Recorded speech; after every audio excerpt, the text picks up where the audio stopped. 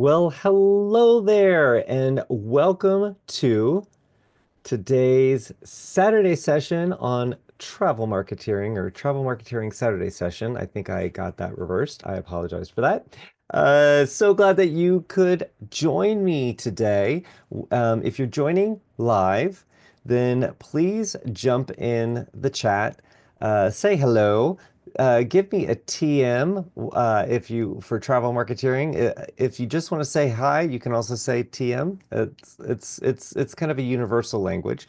Or if you really like what I'm saying, give me a TM. I love that. All right, looks like we're getting some coming in. Robert, thank you for joining. Good to see you. Melissa, welcome, welcome, welcome from Minnesota. Melissa, are you coming to the Thrive in 25 tour, the road show coming to Minneapolis? I know Minnesota's a big state, but are you coming to Minneapolis? Althea, good to see you. Happy TM to everyone from Ohio. And yes, Melissa, you betcha I sure am. Oh, I'm so glad. For those of you who don't know, the World Via team is on the road starting Tuesday for our roadshow tour, and the tour is the Thrive in 25 tour. So you're going to get to meet up with your local community of World Via Travel Network advisors, as well as your supplier partners, many of them who are in your local community. Some of them will be traveling in, but a great way for you to build your network on both the advisor side within the World Via Travel Network, as well as your supplier network. So important. You know what? I think I should do a travel marketing Saturday session on building your network. Okay.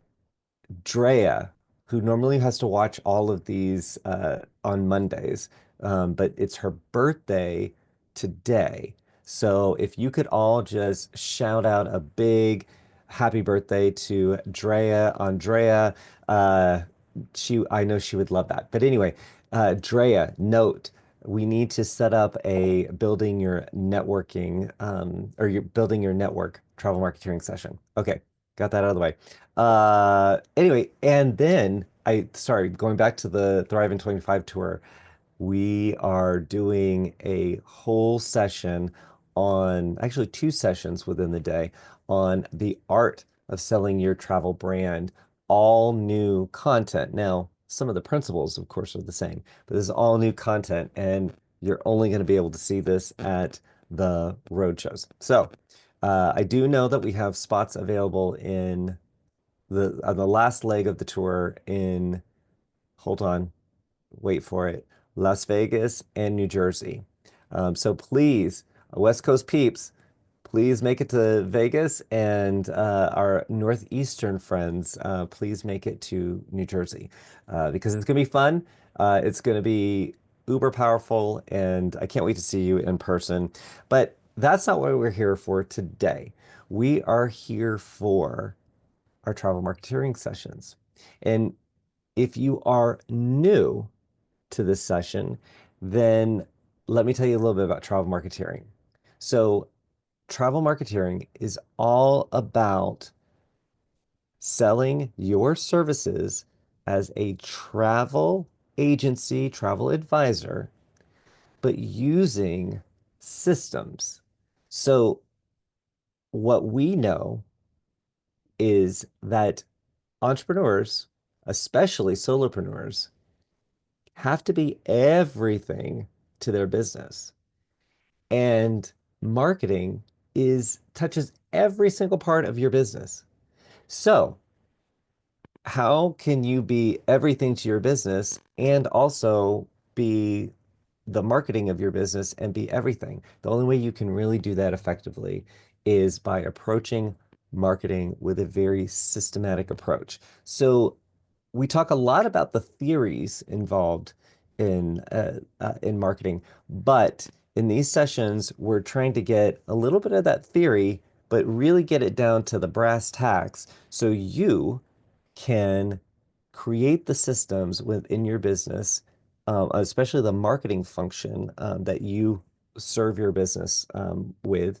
Uh, get those into systems that then you set up the systems, and then what's working, you turn up. What's not working, you adjust, you pivot. But you can do that when you're looking at a system.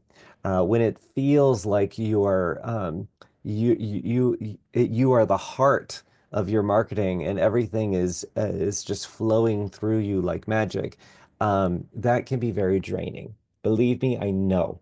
I have been there. So just to give a little background on me, if we don't know each other, I have been a marketer for a long time with a cosmetic line called Bare Minerals, and worked with them with their retail as well as their television sales on QVC. And then I went and created so many businesses. I became a serial entrepreneur and I made so many mistakes. So many. I can't even list them all. I carry them like a chain of disappointment. And the reason why I do that is because I've learned from every single one of those links in this chain. And why is that good for you? Because let me tell you what not to do. Because I can sure enough tell you what not to do. And the great thing is, I get to work with thousands of travel agency owners and advisors who all share the secrets to how they have accomplished great things or even okay things, like so-so things. But because they've accomplished something, they're like, oh, okay. I can turn that up. I can do more. They've also shared some of their missteps or challenges, but that's a great thing, is as long as you're very objective on how you approach the good, the bad, the ugly, then you can really make some hay with that. And that's what we like to do here. So loads and loads of marketing speak, always, always. But also, the great thing about these sessions, especially if you join them live, is you get to we get to have a dialogue. And that is, I think, extremely helpful. It's helpful for me because I love to know what you're working on. I love to know where you're stumped. And what I have learned since we've been doing these sessions, which I think we've been doing them for, it's been since the summer. But what I've learned by doing this is if you are sharing, and I mean, hey, take my time. I will be your chief marketing officer for the next hour and a half. But use me. I am happy to help. I'm definitely full of opinions, and that is based on my own experience and what you tell me. But what I have learned is that so many people who watch, even if they can't join live, the people who are watching do love to hear the challenges that you're facing, or they have the same question that you have. So don't be shy. And in today's session, we are talking about brand voice and crafting brand voice. So this is not something where we're going to get into Google Analytics, website user experience, email marketing. We're not gonna talk about that. We're not even going to talk about conversion rates and calls to action. We're not doing that. But what we are going to do, and all you need for this session, is an open mind and a piece of paper. Or for you more savvy people, get your computer or your iPad out. But we're going to just be having some thinking time, and we're going to be talking about brand voice. And I'll tell you what brand voice is. But what I do want to say is, although we're not talking about all those very technical things, all social media, we're not going to talk about that. We're talking about the essence of what feeds all of those things, that entire universe of things. So that is, this is powerful. My goal is for you to have at least one aha moment in this session. So not only are we going to talk about brand voice, and we're going to do some exercises around that, I'm going to show you a very neat representation of a brand guide, but specifically look at how this brand has formulated their brand voice and how not only have they formulated it, but they have communicated it to their team, their maybe agencies that they might work with, freelance writers, new hires that come on. So I think that's so stay tuned. I think that's going to be very cool. So again, join me in the chat if you've got questions about anything I'm talking about, or if this sparks a question. Um, any questions, don't hold them back. Okay. So let's talk about, well, hold on a second. I see some chats in here. Let's see. Jennifer is joining us from good morning from Cali, and a TM right back at you, Jennifer. And Althea, thank you so much for wishing Andrea a happy birthday. Just so you know, Andrea is our agency development marketing specialist, and is just phenomenal at what she does, and really is the only reason I'm able to do this every week. Oh, by the by, because of our roadshow tour, I will be missing the next 2 weekends because we're going to be on tour, which is exciting. But I'm sorry that I'm going to miss you. If you want to watch this or any of the other Travel Marketeering Saturday sessions, go to YouTube and search World Via Travel Network, subscribe, find the playlist along with other content. But that's what you can do if you still want to do your travel marketeering work. There's plenty there. All right, let's see. And Robert wishing Andrea a very happy birthday. Oh, she's gonna be so happy. She's been telling us it's gonna be her birthday for about 2 weeks. So yeah, you guys just helped make it extra special. All right, so let's dive in to what is brand voice. Um, while I'm talking about it, I would love to hear if any of you who are joining me live have already established your brand voice. Okay. And it's just a yes, no, that's why I'm here, that kind of a thing. Okay. You don't have to give me any details because we are going to get to that in just a little bit. But the brand voice, and if you catch me looking down, yes, I am looking at my notes because I have to make sure that I cover the things I need to cover. So what is brand voice? Brand voice is your brand's personality. So if you tuned in over the last couple of weeks, we've been talking a lot about brand, and all the components that go into making up your brand. Um, but one of the things that I tried to land was that you should think about your brand like a human being, and define what its superpowers are. Maybe it's a superhero, okay? Because you know what, your brand is a superhero to me. So when we're talking about voice, we're what language do we use to represent who that human, that superhero is? Okay. So it's the words that we use or the words that we choose, um, but it's more specifically how we are communicating that personality with the world and with our customers and even with our team members if you're in a multi-agent agency. What is the brand voice? And for those of you who are a multi-agent agency, don't fall into the trap of putting on a good show for your customers, but not giving that same show for your team members.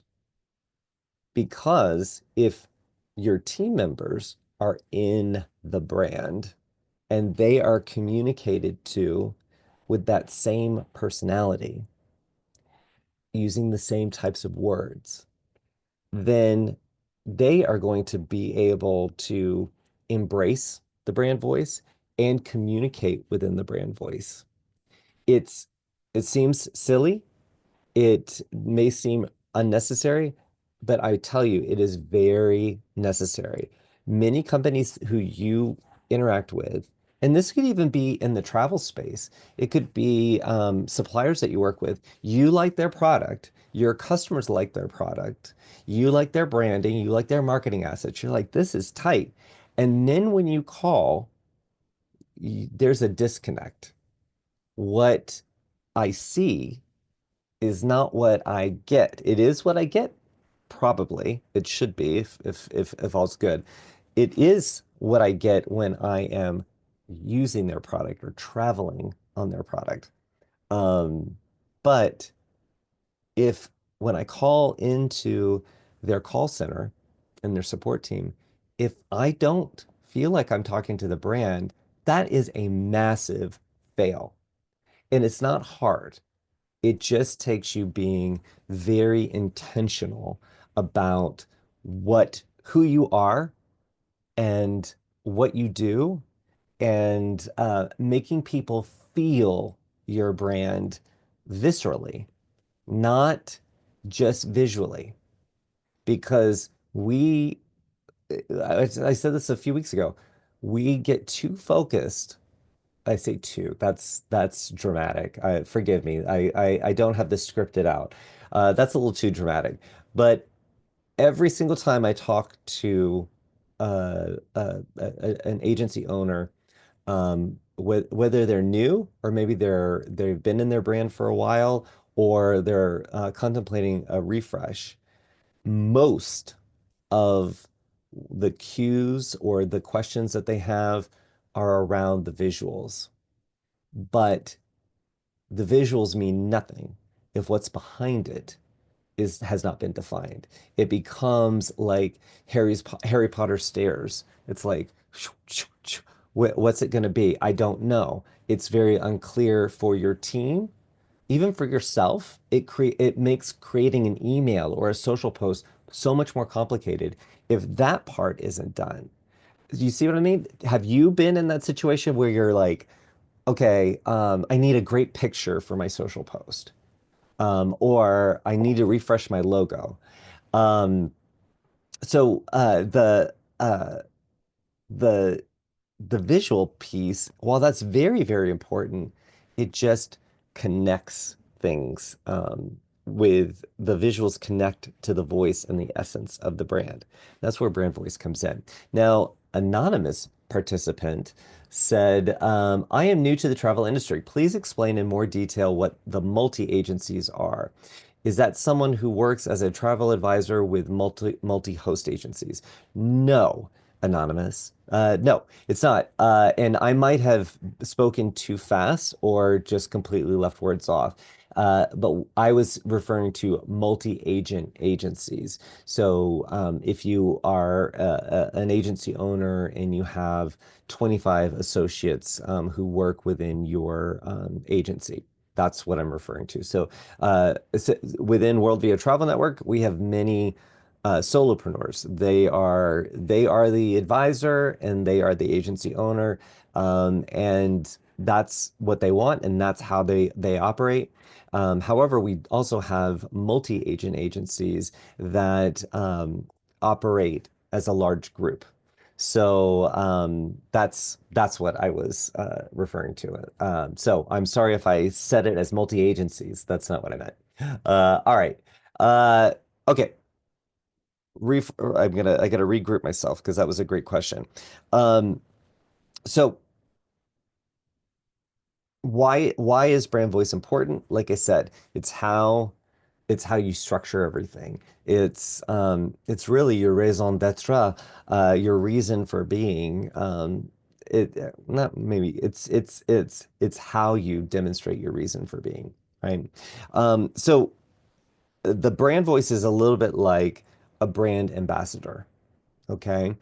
if you have ever worked for a company where they've had brand ambassadors, or you have been a brand ambassador, you know um, that a brand ambassador is the person who represents the brand, goes out to events, or is in the industry, or is on TV for a particular product, the spokesperson in a way.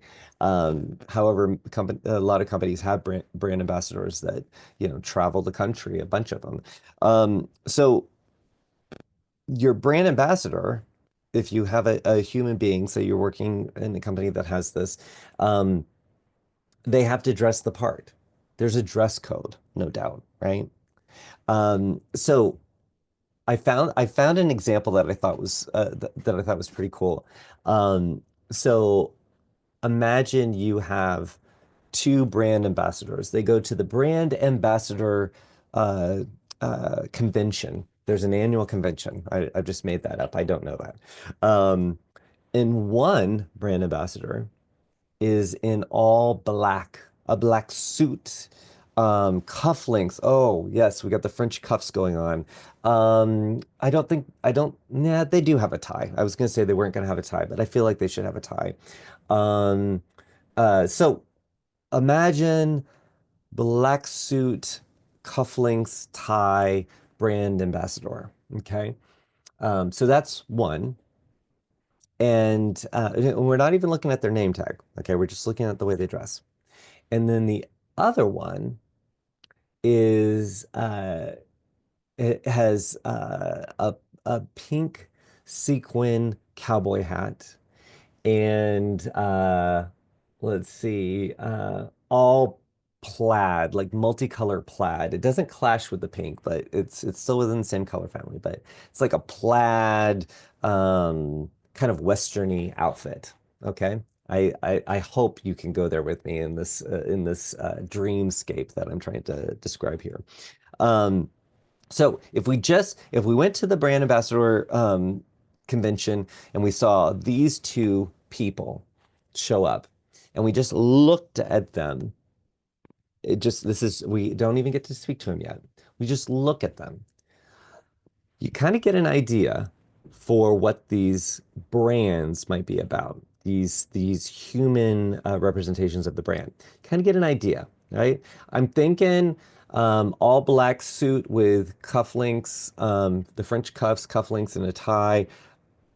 That's I feel I get the impression maybe a little more professional, a little more uh, a little more sophisticated, higher end, maybe I get. And then I look at the pink sequin cowboy hat and westerny plaid. I'm thinking a lot of fun, a lot of wow, what a just a color explosion. This looks kind of whimsical, maybe a little bit. So I'm immediately visually, I've started to categorize. As humans, we love to categorize things. So that really helps. Now, what kind of conversations would you be having with the person all in black and the person in pink sequin cowboy? Okay. I would anticipate very proper in the all black. I feel like it would be very the conversation would be very structured. It doesn't mean that they're not friendly. It just means that it's a little more maybe little more eloquent, uh, warm, but gives the impression of being very, very stable. Again, sophisticated keeps coming to me. Sophisticated. Now, pink sequins, I'm expecting big smiles, laughter, a fun conversation, right? A little bit of joy over here. So I get I this is how they're speaking, or they really, if this is their visual representation, this is my expectation of how they're speaking to me. Now, if all of a sudden flopped how they spoke, if all of a sudden Pink Sequins was talking to me, it was a very structured conversation, good conversation, but a little more reserved. And then all of a sudden, Black Suit Person is just flamboyant and wild and crazy and lots of laughs. It can work, but it would shock my system a little bit. So this is kind of a good example for the visuals matching up to the voice. Okay. And you don't want to have that confusing experience, right? And that confusing experience is where your audience gets lost. So while we're not talking about social media, let's talk about social media for a minute. Now, social media is probably the most prolific uh, uh, way your brand voice is exposed to the world. I mean, that's there's much more content than say a email newsletter that you'd put out. Just it's a lot. There's just a lot more of it. So if I keep flipping who I am, not just from a, it's not, we talked about this, I guess it was last week, talked a little bit about this, about changing your logo or refreshing your logo. You can do it, but it needs to be more of an evolution, not a revolution. Okay. Because when it's a revolution, people get very confused. Who is this brand today? What can I expect from them? Because it keeps changing on me. That's my impression, even if it's very subconscious. That is my impression. So while you be mindful of that when you're making these big changes from a logo perspective or a brand color perspective, be mindful of that.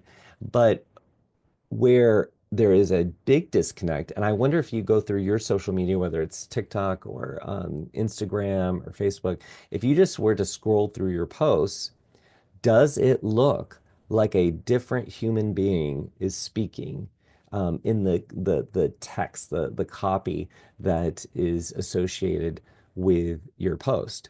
I mean, just do that exercise. Just even look at your grid on Instagram visually.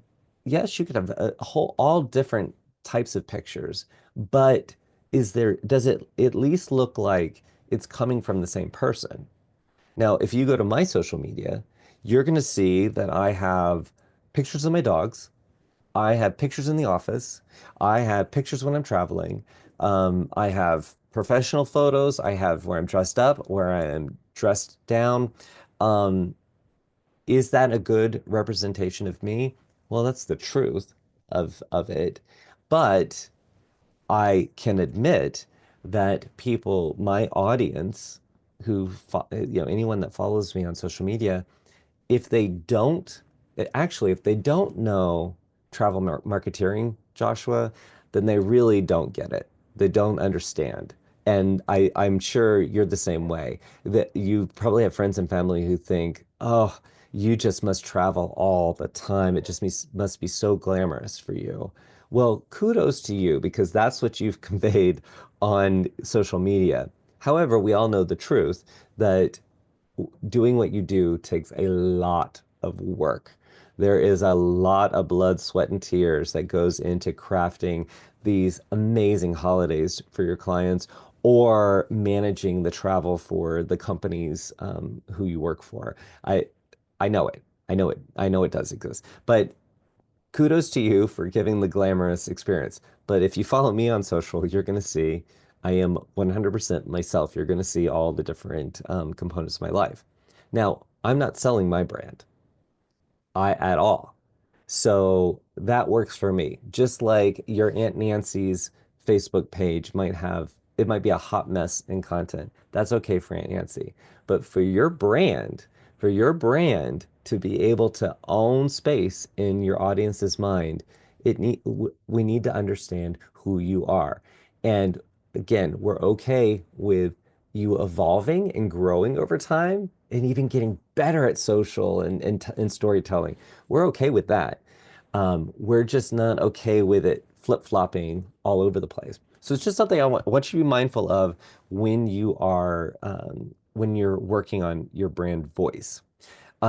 So here's here's where I want you to share, if you feel like sharing, those of you who are joining live, um, really what this comes down to is in order to get the ball rolling on this is identifying four adjectives that describe your business. Okay? So what are the adjectives? Four. We just need four of them. So if you have those already defined, drop those in the chat. If you don't have those defined, but you can, on a piece of paper, quickly write what is your brand? Okay, what adjectives would you use for your brand? Whether it's your personal brand, if you show up in the marketplace as your personal brand, or you show up as your agency. Um, what what are the four adjectives that you would associate with your brand? And if you share them, then I'm going to ask you questions about it. So don't do it and then go grab some coffee. I want to work on this with you because at the end of the day, at the end of this session at least, I want you to be able to say, I'm on track. I need to work on maybe one of my adjectives, or I need to rehaul them all because there's a disconnect based on what we talk about here. So drop that in the chat. Chat. I am messing up my words. Let's see. I'm just gonna go to the chat and see that Carol is joining me on the Thrive in 25 tour in Minneapolis. I love it. I can't wait to see you, Carol. Um, and then getting into answering my question when we got started on brand voice, asking if you have identified brand voice, not, or if that's why you're here. And Carol said, that's why I'm here. I don't think my voice will be funny. It will be professional. Okay. So since you said that, Carol, what are those four adjectives that you would use to describe your professional brand? Okay. Those could be things like, uh, mm, let's see, stable gives me professional, stoic sometimes. Although I'd have to see how stoic fits with what you are selling and what your focus is. Um, Also, very polished. Polished would be another one. So anyway, give me what your thoughts are, okay? And it doesn't have to be perfect. This is a conversation to figure out what four adjectives describe your brand because those adjectives are going to feed the rest of this process. All right. So Robert said, yes, he has established brand voice, sort of. So Robert, if can you give four adjectives or even a statement that you think represents your brand voice? I'd like to see that. Let's see here. Okay, we've got a few. And sorry, I gotta get this. Jennifer said, bright, concise, approachable, professional. So Jennifer, and I guess now I need to ask everybody to do this. If you're going to drop your four in, tell me tell me what your focus is. What the primary thing that you sell? Because I realize that seems it seems like we're floating around in the dark. But I do like this at least these words together. Um, I really dig bright, approachable, professional. I do. Concise is I want to understand what you mean by that. I know what concise means, but if you were to describe you or your team, um, are you concise or are you clear with is it clear communication?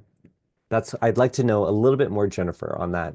Melissa said whimsical, adventurous. Oops, I gotta put her up there.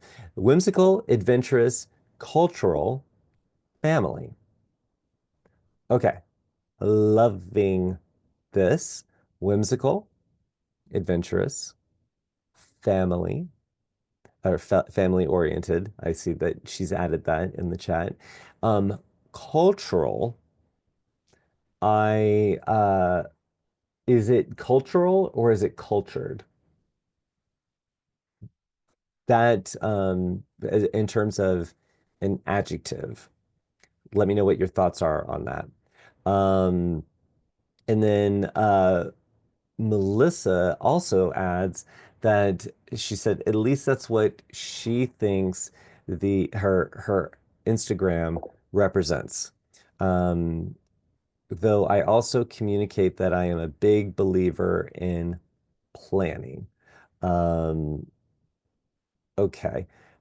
Sorry, the reason why I was reading it that way is because I was looking at your next comment, Melissa, because I even read it the way you intended, even though that's not how you spelled it. So she did say, guys, she knows that she did a typo. Just wanna emphasize that.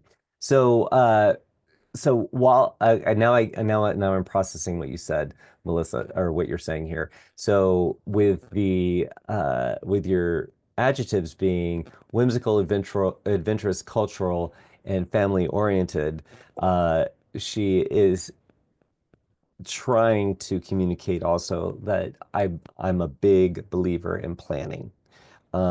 So maybe one of those words in there needs to be something about efficiency or efficient, because ultimately the reason why you're big on planning is people want to be efficient with their time. And either they don't want the stress, they don't want anything bogging them down. They want to make sure they can be adventurous and whimsical. Whimsical does not just happen out of nowhere. You have to plan for whimsy, okay? In this world, you do. In crafting these amazing holidays, you need to plan for it. So I'm a firm believer in that planning too. But I'm wondering if you only have four, and you're not only limited to four, but I think the exercise of coming up with four really helps you focus and hone in on what what are the absolute essence of the words that represent that essence of your brand.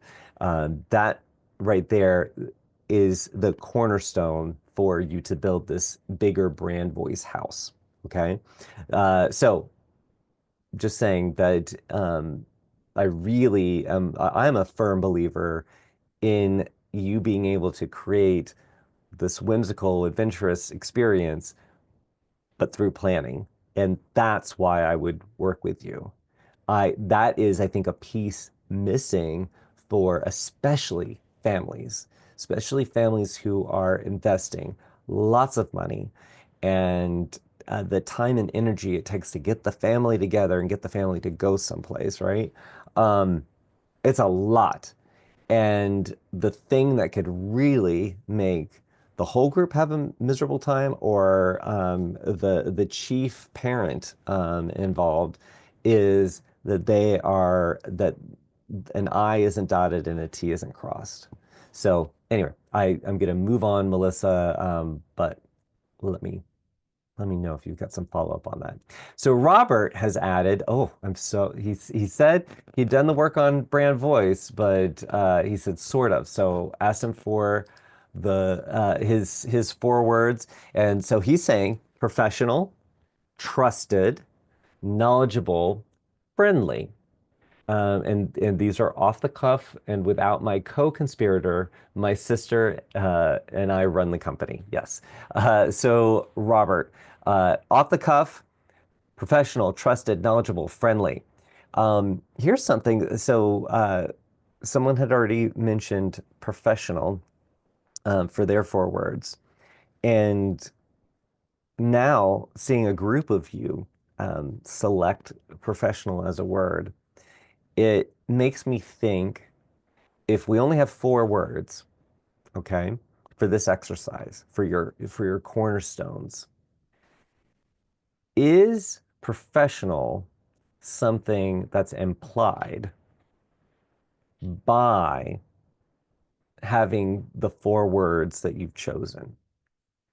Because it do I know, I don't know what your niche is, but do I know I need a professional? Or is it, are there things that I need that then bubble up to somebody being a professional that I want an expert? I think of professional as expert. I kind of use those interchangeably, but does professional give you the guidance or the guardrails to create within communicate your brand clearly and effectively. Um, you want to make sure you have those guardrails so it's very easy for you, but then it's also easy for other people. So, is there another word that you might change, you might put in there that the four together rep it's going to you're going to imply being professional. Sorry, as I was talking, I dropped what I was saying originally. That happens to me a lot. I'm sorry. My brain starts firing in different directions, but I hope that makes made sense. It's not that professional is a bad word for your four words, but is there another word that could go with trusted, knowledgeable, friendly? uh, What's that? What's another word? And then all those together, because trusted and knowledgeable to me are conveying that, and then friendly is it isn't unapproachable, very approachable, right? Friendly to me is that. So what might that fourth word be if you couldn't use professional? What might you change it out with? And Jennifer said, nature and wildlife. Oops, sorry, I need to put her up on the screen. Jennifer said, nature and wildlife focus Alaska and Hawaii.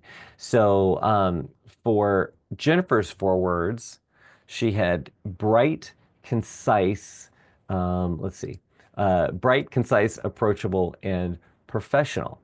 Okay, so Jennifer, let me just say, um, and this is, I hope, don't take this the wrong way, but bright, concise, approachable, professional, and then nature and wildlife focus, Alaska and Hawaii. I know that you have better adjectives for your brand because your what your niche is that you're not embodying the with your brand, you're not embodying the niche, but you are making it a part of your essence, I guess, your dialogue. So professional, same thing I was just saying to Robert, is professional, I think let's take that word out and let's make these four adjectives point up. I can infer that you're professional because of these four words that you're using. And also, I want to take a moment to say that having these adjectives is not saying that these are the words that you use in everything that you write. It because there can be alternate words that mean the same thing. It's more about looking at your visuals for your brand, looking at the way that you write a blog post. So if one of Jennifer's words was bright, well, to me, I should, when I read a blog post or a social media post or even a one-to-one email that you might send, I should, even if you wouldn't use the word bright in any of those things, but I should read that piece of content and be able to turn to my friend and say, wow, this Jennifer is really, really bright. I'm impressed. I'm absolutely impressed. And going to Alaska, I mean, it's something I've been wanting to do forever, but I just don't even know where to start. I want to pick Jennifer because she's bright.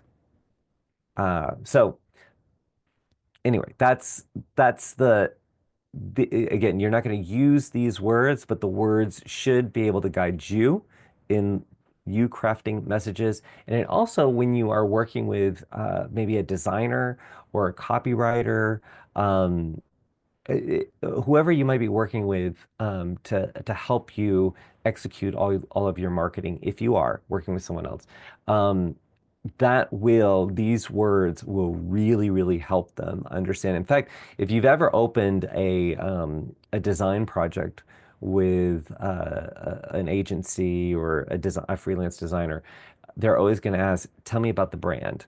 And what are some words that describe your brand?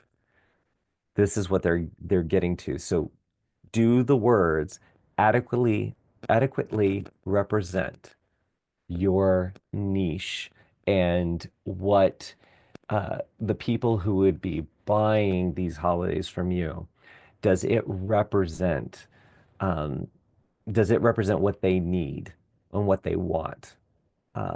So just have a little think on that one because I could have looked at your four words and that could have applied to a travel management company, someone that does corporate travel.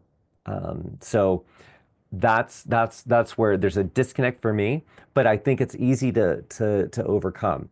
I think you're describing some elements of your brand, but also what you're trying to make sure your clients or future clients understand. They understand that you're a professional. But what about what you do, um, and how you're going to communicate with them could signal professional, but without saying it. So have a think on that. If you get inspired, share. Um, so Mylan has jumped in with, I want to focus on family travel. Can I name my brand as Travel Spirit? Well, can you? Yes, of course you can. Should you? I think we need to unpack that a little bit. And Mylan, something that I would ask you is you say, I want to focus on family travel. There are a lot of types of family travel. There's the theme park travel. There's sun and fun travel with families. There's cruising with families. There's also, I mean, I'm just naming off a few. There's also the world travelers, the ones that as a family they wanna go to Europe, they want to go to Australia, they want to travel the world as a family. So there's a lot to unpack there and identify. But I do want to say that Travel Spirit, I do like the name.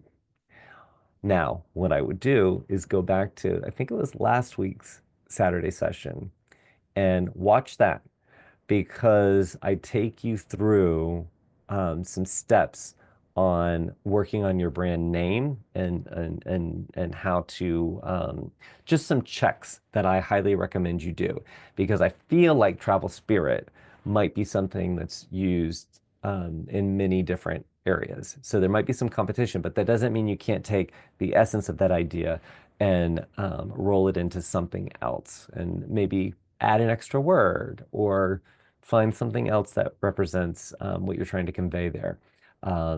But one thing I'm going to say, I can't say that that's a good name, meaning I could not guarantee that, and I also can't guarantee that it's not something that someone else is using.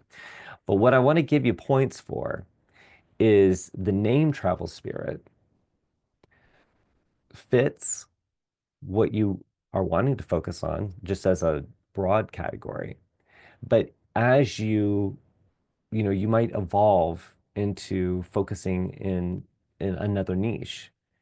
That name could work with you in in a multitude of different travel categories. Um, so I do love that. The only one that it really wouldn't work for is something that like a corporate travel management company. I think that that would be, or even a meetings and events. The spirit part has this flourish of uh, carefree to me. It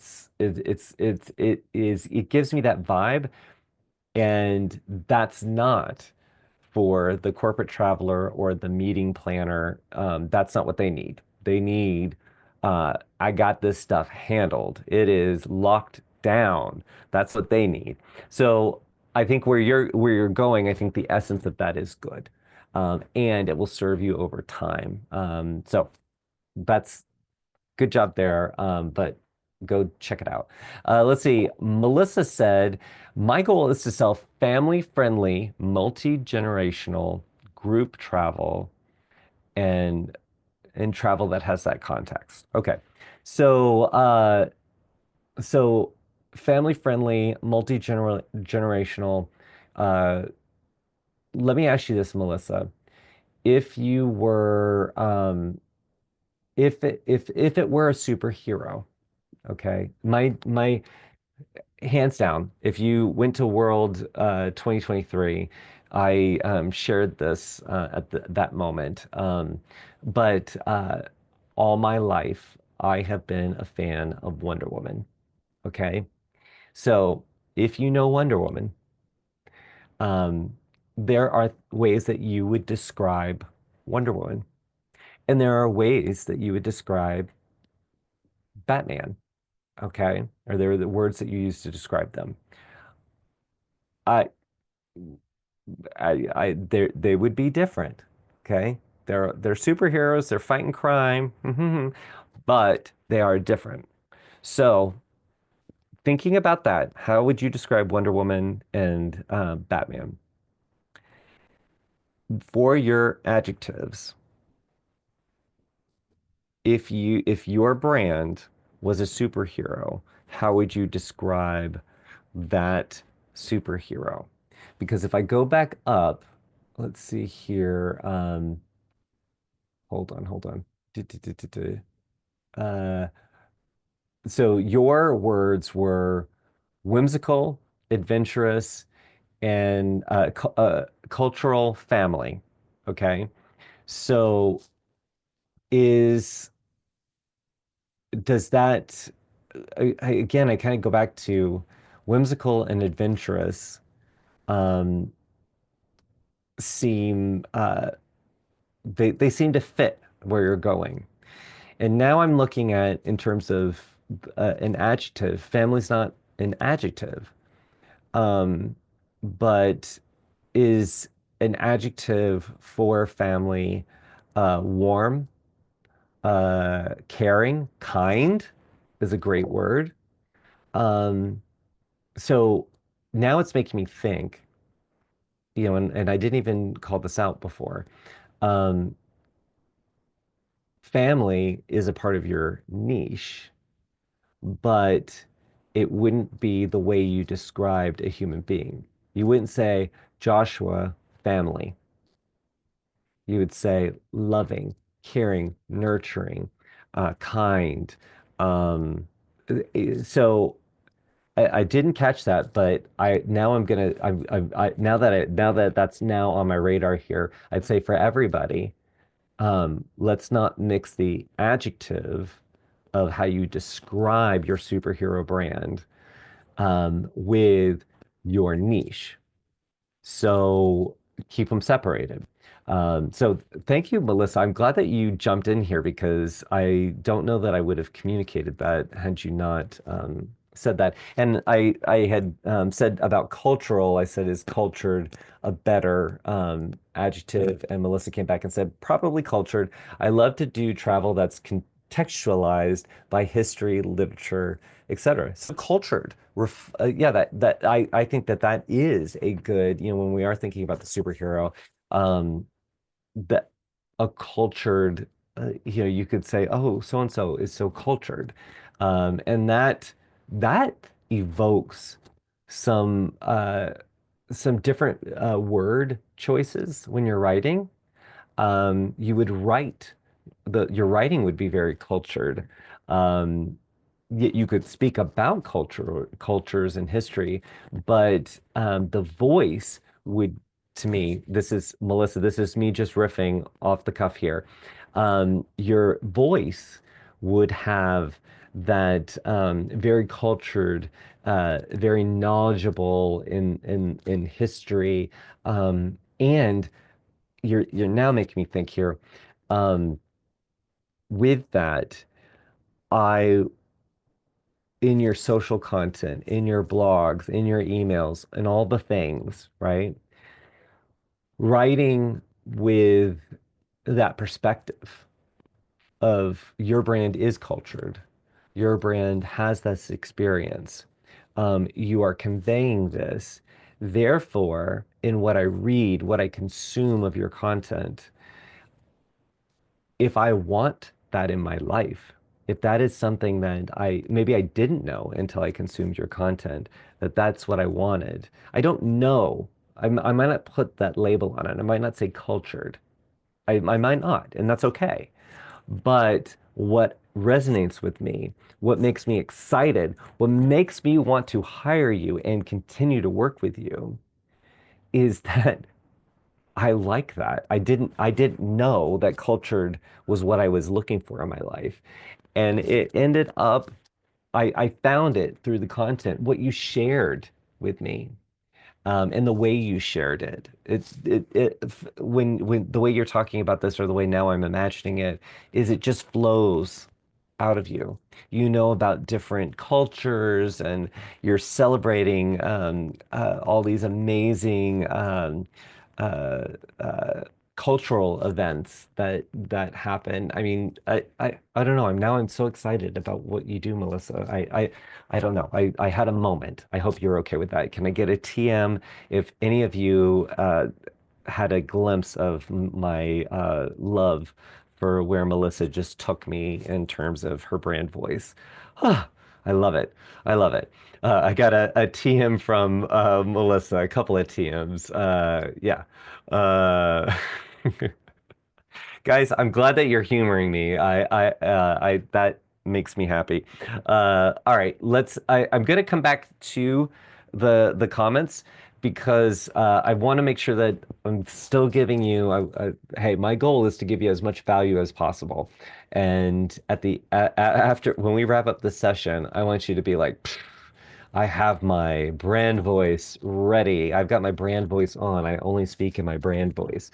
And I'm glad that, again, I'm glad for those of you who join me live for this dialogue because this is really where it comes to life. As you can tell, I live and breathe marketing and sales and service delivery. This is what as Chief Revenue Officer for WorldVia, that's what I do. That's what I'm in charge of. And it's it's not a it's a labor of love. It really is because all of it's connected. Your support systems, your service delivery system can only succeed if your marketing is right, if your sales are right, and the way you approach. the world and how you operate as a business. I love it so much. So I love when you guys are ready to jump in and do the good work. All right, so I got to get back to my notes here. This is why I have my notes. Uh, all right, so whoops, where am I going? Um, all right, so we talked about superhero. We talked about the four adjectives exercise. And this is something, again, this is not set in stone. Once you get to a place where you're satisfied with these four adjectives, and remember that there you could have other adjectives spring off of these four, but these are your cornerstones. Let's make these the cornerstones, right? Um, so you've got these elements, and they're really there to help conf creatively restrict uh, your the work that you need to do. Because I find that with a lot of restrictions, people get creative. So don't think of restrictions as bad in this sense, but it does help you from going in a million different directions and trying out a lot of things that all at once that maybe you don't need to explore. So you get these four down.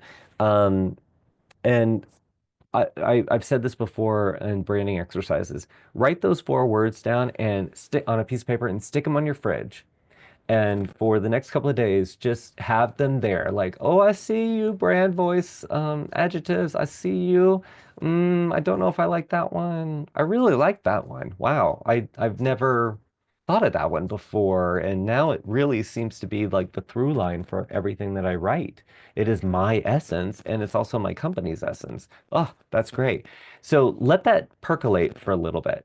That's extremely helpful. So you don't have to like it doesn't have to be set in stone today, but you do want to get it to where it's a permanent feature within your branding world. And again, I'm going to show you an example of how a brand that most of us should know um, has defined it and put it into their brand guide.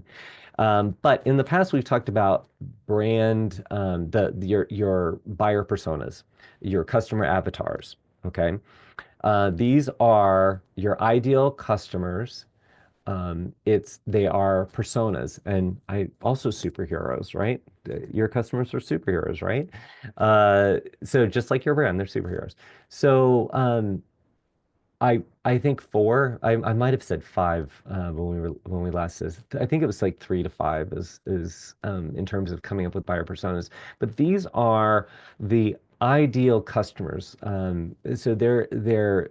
I always say create a visual to go with whether it's a photo or you just draw with a crayon and create these profiles for your well not the profiles the image for your buyer persona and then describe them. What makes them tick? If they are the buyer, so they're not they can be influenced by other people. So if we were looking at family travel, um, one of the parents could be the decision maker um, and one could be the influencer. But the decision maker is actually the buyer. So what's important to them? What is their world like? So I have talked about creating buyer personas before, so please check that out on our YouTube channel. You can watch a session where I just talk about buyer personas. But it's knowing your audience, right? And it's not just knowing your audience, it's respecting that audience. So, a way to disrespect your audience is to speak to them about things that don't matter to them. And I'm not saying this is I get challenged a lot by say sending emails. People say, "Oh, I don't want to, crowd their inbox with things that they're not interested in." Or I don't want to crowd their news feed on social media with stuff that they're not interested in. Well, yeah, that's you're coming from a place of assuming that your information is not worthy for people and they don't want to have that information. Um, what I don't want in my inbox is emails that don't represent that brand Meaning yes, there's a place for my office is closed. Um, but do I need three messages from you that your office is going to be closed in December? Or can I just have one message? Or could it be attached to an email that has tremendous value? Maybe talking about planning 2025 and 2026 vacations, and maybe some tips on that. And then, oh, by the way, my office is closed. Um, that's showing up as your brand.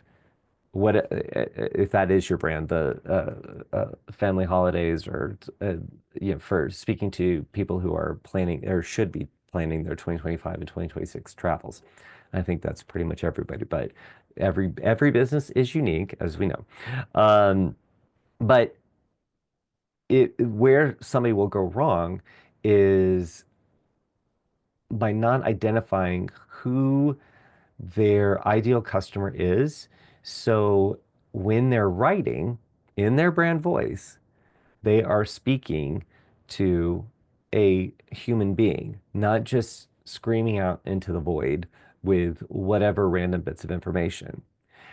So I say this, and it may sound extremely obvious to some of you, but to others, it's not that obvious. Um, and I'll give you an example.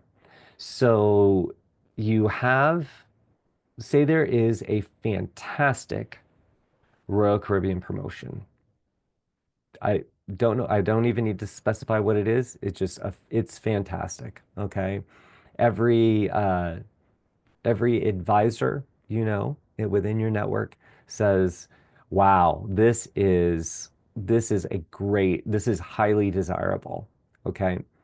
Um, and maybe they're going to promote the heck out of it.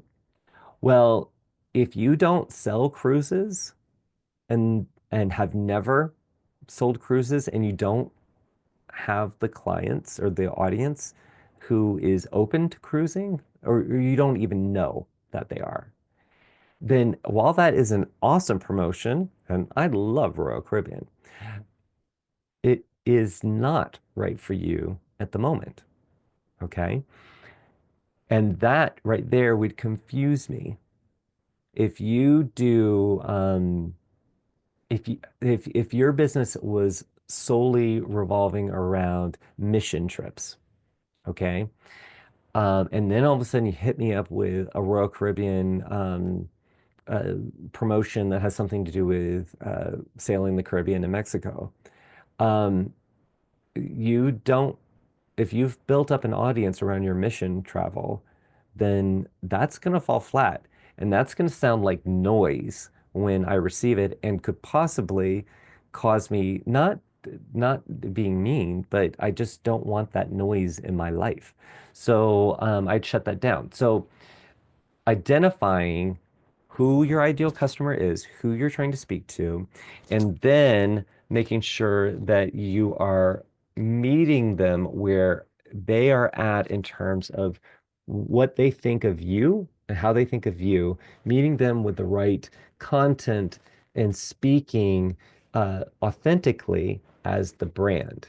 It is something that does not come, it doesn't come as just like an involuntary response. For many people, it doesn't. You really have to know, how do I speak to my customers? If one of your adjectives is kind and bright and cultured, right? If you have if those are your adjectives, then whatever you're conveying, if it's the Royal Caribbean promotion, you're gonna incorporate that language. You're gonna come across as kind and bright, right? So you're going to keep that in mind as you're writing to your audience.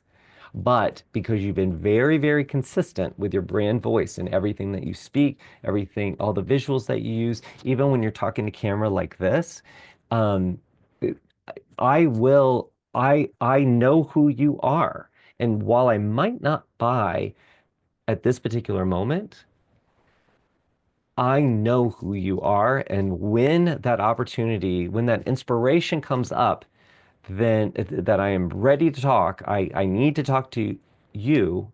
I need to talk to you because I know who you are. And when I say you, I can also be speaking about a group of you if you are an agency or if it's a personal brand, it's a solopreneur. I That's the you, right? So your company can take up that space, and you as an individual, if you have a personal brand, and some of you have personal brands and the company brand that both of those work together to communicate your your brands to the world because they're interconnected, and that's fantastic. But in those environments, very much like the Batman and the Wonder Woman, there are there may be some similar adjectives, but both of those need to have their own four adjectives to describe them. And that's going to help you navigate creating content that makes sense and is consistent for your audience. I know I'm throwing a lot at you, but I know you can handle it because I also know that if you're not ready to receive the information right now, you can always press pause and you can come back to this because once you figure out this, and that's what we've been doing over the last couple of weeks. So I do recommend that you go back and watch the last few travel marketing sessions because in December we started moving to really let's get the foundation of the brand worked on, and we hadn't been we it's not all about colors and fonts. It is really about who are you? What is your mission as a brand? And how do you bring it to life with this brand voice, the tone of voice that you use, the words that you use? It's, what is it? Sing with all what is it? Of the wind? What is the Pocahontas song? Paint with all the colors of the rainbow and sing with all the, mm. Wow, I just got stumped. I normally I can be inspired with a song and I completely forgot the words to that. But if you guys know, I would be happy to hear. All right, so something that I think is very helpful for those of you who have your brand is live. It's out there in the world, right? You've got social media content, you've got blog posts, you've got emails, or maybe you just have some of those things. So with this brand voice in mind, go through some of that content and look at what was your best performing content. That is going to give you some clues. Okay. It's also with talking about it in this way, it also might give you some aha moments. And I want to share a story. I spoke to one of our members this week, and she has a multi-agent agency. She's successful. I would say she's successful, but she's not where she wants to be. And very, very, very savvy business person. And she said to me, she was trying to figure out content and the schedule of content, and she trying to juggle creating content and running her business, and the content suffers. And she even said to me, oh, just the idea of coming up with a new piece of content just stresses me out. I just don't have time for it. Yet, in the same conversation, she started talking about how she plans trips and da da da da da da. And and I'm listening to her, and I'm like, you just created 24 pieces of content in what you just said to me. Um, it's there. It's all in you.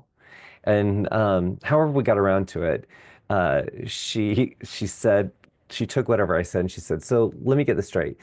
Um, Instead of doing these posts with like a photo of a destination and a post about that destination, you're saying that I need to I need to show up in my social feed. I need to speak directly to my audience. And I said, yeah, I mean, I would buy from your agency because of how you travel and how much work you put into crafting these very highly detailed itineraries for your clients. I mean, everything about what she was talking about, I would find this interesting, even if I didn't want to buy from her. Like if I'm not even in the market for trips, I would find her life and her experience and her journey in life very interesting. And I might be inspired that maybe I wasn't in the market for travel, but I should be now because I want some aspects of what she's demonstrating on social media. So anyway, when she said, so you're saying I should do this, and I was like, yeah, I mean, you know, carefully consider it, and I knew she would. But she said, when she has done that content, that's her top performing content. And we both kind of looked at each other and chuckled because she already knew that that content is what resonated with her audience. But she felt this pressure from somewhere else. And mainly because she's influenced by other people other agencies that she follows, because they are doing that type of content. But they are doing that content probably because they don't have someone like her that that embodies this brand and that can attract, has the gravitational pull to pull customers in. Um, so that works for them.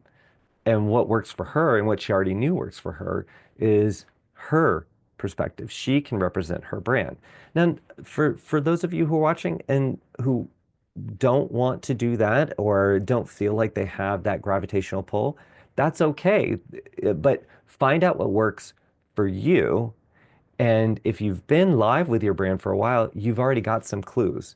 You've got your content that you've created, and you can go back and look, and you can say, "Oh, you know what? That promotional post for Royal Caribbean did not work. It didn't land. How would I do it differently?" Well, if I go back to our member who I was speaking to this week, um, if she had gone through this experience, she'd look at that post and say, well, maybe because I just put a picture of a Royal Caribbean ship and then I told the story, I gave the details of the promotion. Maybe that's why it didn't work because my audience wants to hear me talking to them. And instead of showing a picture of the ship, she shows a picture of her family on a Royal Caribbean ship. And she talks, and maybe it's not even a Royal Caribbean ship. Maybe it's just you can tell she's on a cruise ship, and she talks about how her family loves cruising. And then that's how she segues into this promotion. She ties it all together. So you can evaluate that in looking at your content to see where is my voice, where is it working? And this doesn't have to be your adjectives.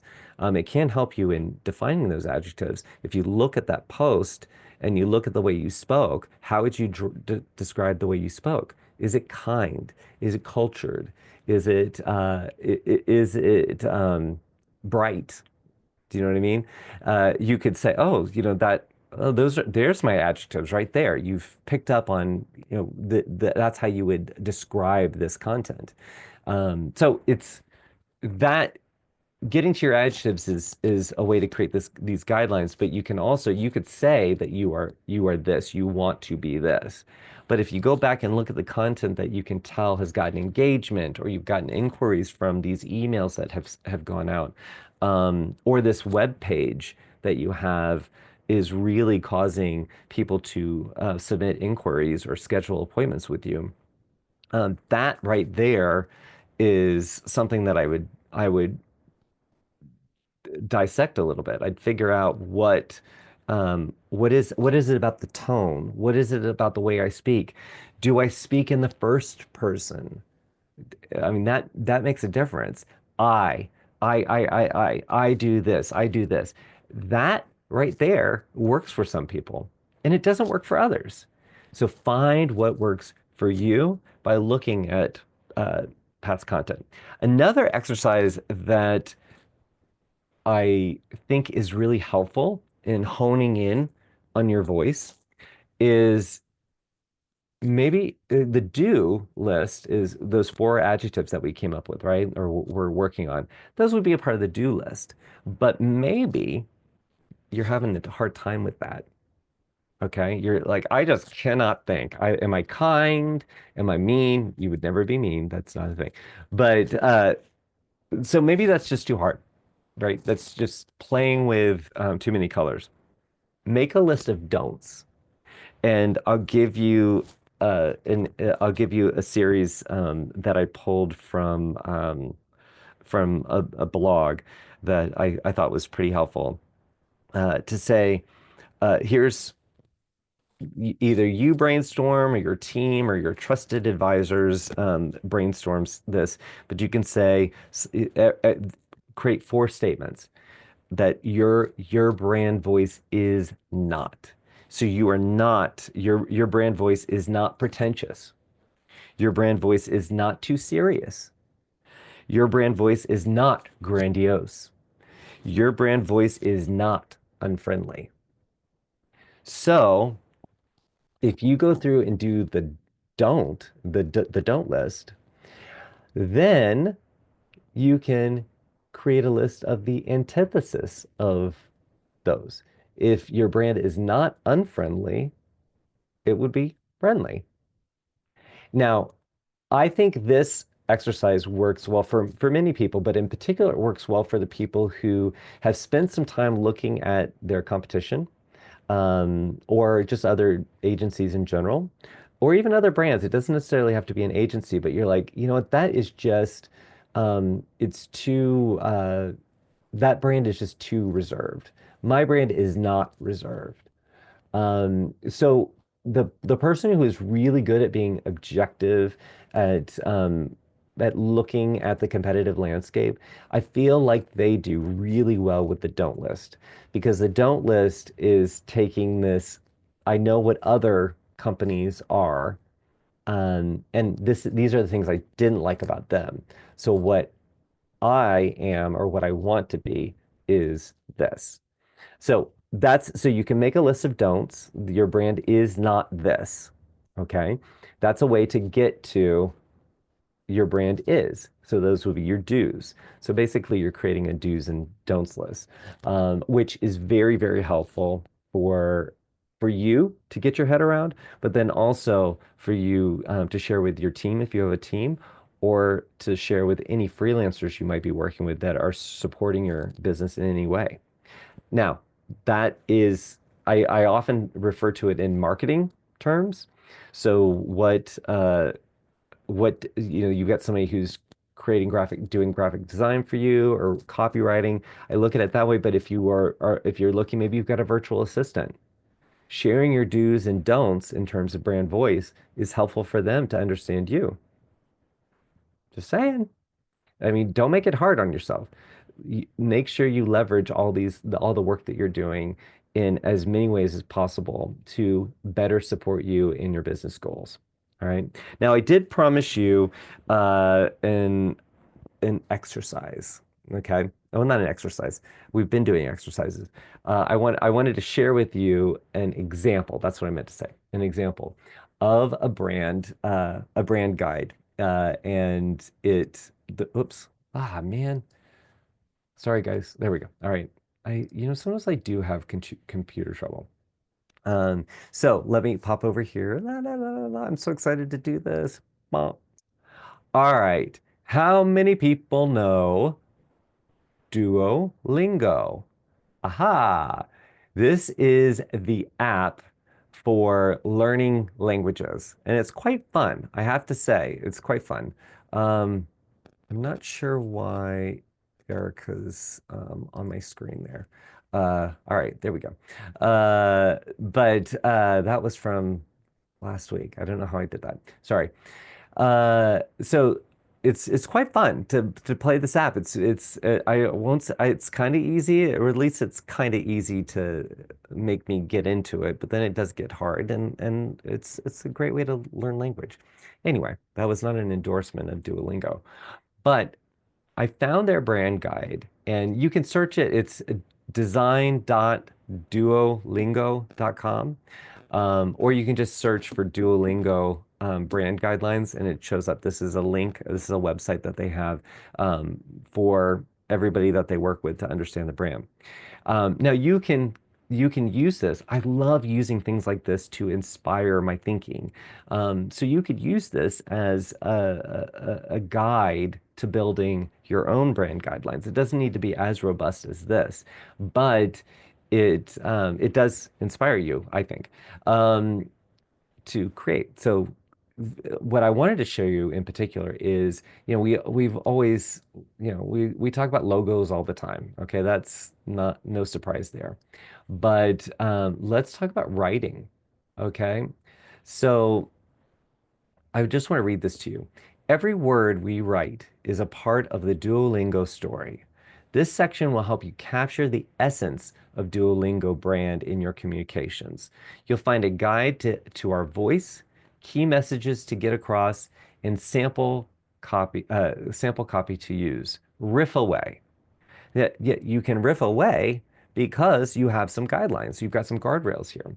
So I'm not going to read all of these, but principles. They've defined the principles. Our mission is to develop the best language learning education in the world and make it universally available. Everyone can Duolingo.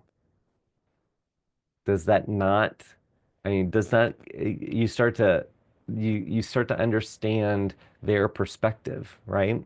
And if they've defined it like this, it gives you the structure for you to riff away, as they say. So here they've got the why, what, the how. Um, the duo lingo difference, why language learners are choosing Duolingo. So look at this, like this is the deep work that goes into brand that has nothing to do with the visuals. I think this is really, really inspiring. Then we get into brand uh, personality. So they've gone beyond the four, they went to five. So brand personality, how we want the world to see us. Inspiring, inclusive, can do, curious, quirky. So notice something here. None of it says language learning app. So going back to when we were talking about family, incorporating family, it isn't how you would describe their brand. But what they sell is an app, and that the what they deliver is that the promise of being able to learn another language. Um, so I love this. I love this. How many of you could say that one of your adjectives is inspiring? What about inclusive? Um, I quirky. I think some of us could call that a part of our use that as a part of our brand personality. Um, I liked this. I thought this was pretty cool. So if Duolingo were Duolingo has a few kindred spirits. Think of these cultural touchstones to get into a Duolingo state of mind. So here they're trying to help evoke the the essence of their brand by helping people associate with something that they might be familiar with. So here they said, if Duolingo were a celebrity, Trevor Noah speaks 8 languages, and as the host of The Daily Show, we count on him to speak the truth. Funny, accessible, and smart, he breaks down the news into language we understand. Isn't that cool? Vehicle. Who needs doors? The Vespa gets you there faster and free of baggage. It fits your life wherever you find yourself. Vespa means wasp in Italian, but around the globe it stands for sense and style. Uh, if Duolingo were a song, Don't Stop Me Now is the song that makes everybody feel good. 40 years after Queen first sang, I'm a rocket ship on the way to Mars, it still has us dancing and inspired to do more. It is unstoppable. What? Crazy. Are you getting inspired by some of these ideas here? Does this make you think, what if Joshua's travel agency were a song? What would it be? What if Joshua's travel agency was a vehicle? What would it be? If it were a celebrity, who would it be? This is a way to help you really tease out the ideas. So anyway, there's more here. There's sample messaging, but again, search Duolingo brand guidelines and you'll find it, or the URL is design.duolingo.com. I think this is an excellent brand guide for you to look at and get inspired more than just the brand voice. But I hope that I've landed on how important brand voice is. It's work that you've got to do, but this is the thinking time. This is where you really craft. You spend the time in your brand and craft this message. So I'm going to leave you with that for now. Please, if there's anything that inspired you um, to take action in the next 7 days, drop that in the chat right now. I'd love to read those off as we wrap. But is there anything that you're going to do in the next 7 days to work on your brand voice? Or did something about your brand voice, the brand voice conversation, inspire you to do something within your brand that has maybe is tied to brand voice, but not brand voice? Love to see that. Now, like I said, I'm going to be on our Thrive in 25 roadshow tour for the next 2 weeks. So I won't be live the next 2 Saturdays, but I will be back towards the end of the month. But in the meantime, you can definitely go to YouTube, search World Via Travel Network, and you can check out the past sessions of travel marketing sessions there. Travel marketing session. Yeah, there we go.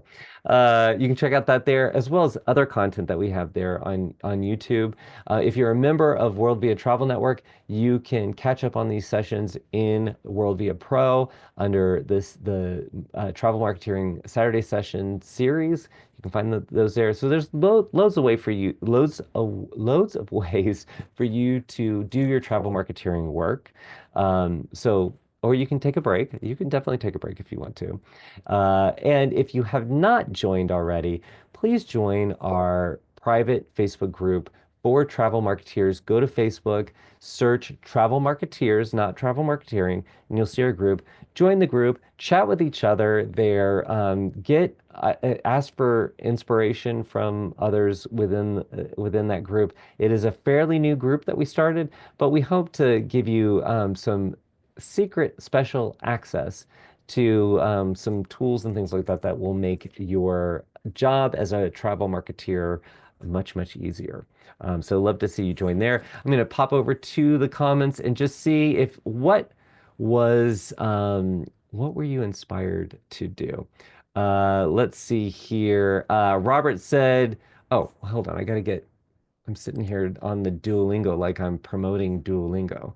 Robert said, TM, TM, TM. Thank you, Joshua. Great session today. My sister stopped by in Facebook and said, hi from the Boiling Frog Lady. Uh, oh. Yeah, Robert, you know what? I wasn't connecting who you are. Now I am.